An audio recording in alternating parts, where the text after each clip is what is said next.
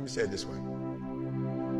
They looked at the most successful men and women of the world, and they found that they had like 7, 8 things in common. And one of the things they all had in common was a routine. They are obsessed with their routine. They don't have a gap of wasted time in their routine. You know, I realized the reason why I'm so successful and the reason why I don't get in trouble like I used to when I was younger is because when I was younger, man, my schedule had so many gaps in it. The devil had like, okay, he might pray at 6, but my man is watching TV. He playing video games by 8:30. It's not that I'm sweeter than nobody. The devil can't get to me because all my time is taken up. And by the time he get to me, I'm asleep. I'm too asleep to sin. I'm just being real. 8:30, he like, Eric, you should. I'm like, bro, I'm tired. Come back to me tomorrow. You know what I'm saying? Like, tip me tomorrow, bro. I'm about to go to sleep. I'm good. Like, I'm just tired right now. He's like, but no, you want to? I'm like, I don't want to do that. I'm tired. But let's try tomorrow morning. I'm trying to help somebody right now go to a whole other level. The Bible says the reason why you go back to sleep is because you've always gone back to sleep. It's like a default. You go back to sleep because all you got to do is stop going to sleep, and then you're going to stop going to sleep. All you got to do is stop fussing and cussing, and you're going to stop fussing and cussing. All you got to do is stop spending all the money you got and start saving it. Listen to me. I became #1 in the world. I became a millionaire not because I made more money. I became a millionaire because they told me millionaires only live off of 30% of their income. I want to make it plain for you. I became a millionaire because I did what millionaires did. I stopped living off 100%. I paid my tithe, and then I was like, all right, E, you only got 20% left. Put the rest up. So the first thing I did, listen to me, the very first thing I did to become rich, somebody said, E, to be rich, put 6 months of your earning to the side. So I was like, all right, bet. That's what the rich told me to do. So I put 6 months to the side. How long did it take? I don't remember, but I put it to the side. Then somebody was like, yo, E, you need to put 100,000 to the side. I was like, all right, 100,000. DD, we're going to put 100,000 to the side. Then somebody was like, yo, you need to get your credit score up to 800. I was like, all right, then get my credit score up to 800. Then somebody said, E.T., if you want to be Tony Robbins, there's no way you'll be able to be like those dudes when you don't have the language they have. You need to go get your master's and a PhD from a white institution. I said, what? I went to Oakwood. I went to HBCU. He was like, yeah, but you didn't learn the language of Zig Ziglar at Oakwood. So Oakwood is a phenomenal place. Oh, y'all not hear what I'm saying. I just said something, you missed it. Now you need to go to Michigan State University. I didn't go to Michigan State to get a PhD. I went to Michigan State to learn the majority language. You can't speak in corporate when you say Everland. It doesn't make my community inferior, but I can't. So I went to every single class, and when the teachers was talking, they thought I was just doing homework. I wasn't. I was listening to how they conjugate verbs. I need your language, though, if I'm going to compete. I need your rules if I'm going to compete. I need your codes if I'm going to compete. The problem with most of you is you don't have a 1% language. You got a poverty language. No, I want to help you real quick. You think Warren Buffett reading just to be reading? The majority of you are poor because you read poor stuff. You watch poor stuff. You on Instagram watching fights. Bro, you just scrolling through like you ain't got a life. For real, some of y'all on Instagram, you on there for 30 minutes. If I ask you what you saw, you don't even know. You just scrolling through. That's a poverty mindset. Rich people don't waste time.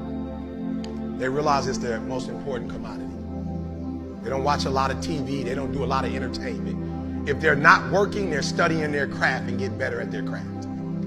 Oh, okay, I'm sorry. Okay, let me say it one more time. There was a language that I needed to learn. Does it mean I need to abandon the language that I learned? Absolutely not. Does it mean I need to put on a shirt and tie? Listen to me. When I do corporate, I promise you, I look like this. I probably don't look this good. Sometimes I got on shorts and a t-shirt. In corporate, why? Because I don't need to necessarily conform. They're not asking me to come to dress up. But I'm so good at what I do, they don't even require a suit. Are you hearing what I'm saying? Some of us don't want to wear a suit, but you're not on that level though. Or you want to wear a suit and act as if your suit is going to compensate for what you are inferior at. Your suit don't make your language sweet.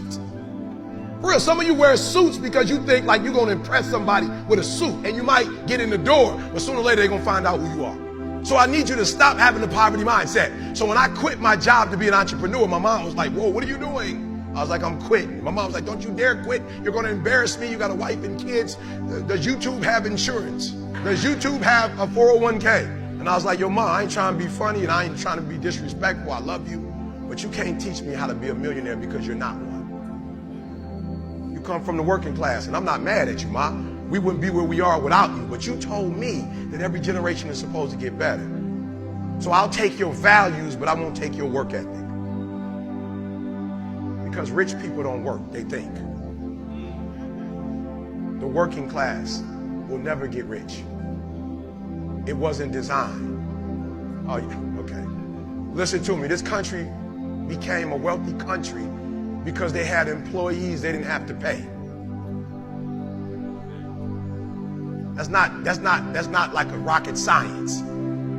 So when this country had to start paying people, they want to pay the least. The 3% that run the world, they're not trying. Let me tell you how I know. I'm from Detroit. We just laid off 15,000 workers, and the president of GM, she just got $22 million. We got $22 million to give one person when we laid off 15,000 people, and we took their health care that's already paid for. No disrespect to nobody, and I ain't playing no victim because I'm not a victim. Rich people don't work, they think. Poor people work. Poor people go, clock in, I make this much an hour. Rich people go, I put them to work, and I make this much an hour. See, what happens is you're working for you and your family one, they got 40 of you working at one time. So they're giving you 20%, and then they keeping the 80% off of 15,000 people. That's enough to have $22 million. So what you have to decide is, are you going to keep being the 99%, or are you ready to be a part of the 1%? Because it doesn't make a difference where you come from, high school dropout. It doesn't make a difference where you come from, GED. It doesn't make a difference where you come from, sleeping in abandoned buildings. It doesn't make a difference where you come from, a 17-year-old mom that got pregnant. It doesn't make a difference where you come from, south side of Chicago. It doesn't make a difference where you come from, pretty much raised in Detroit. It doesn't make a difference where you come from, took 12 years to get a 4-year degree. It doesn't make a difference. You know what makes a difference? What makes a difference is when you become a 99% or a 1%. And when I start thinking like, acting like, and behaving like a 1%er, everything changed. Is that clear?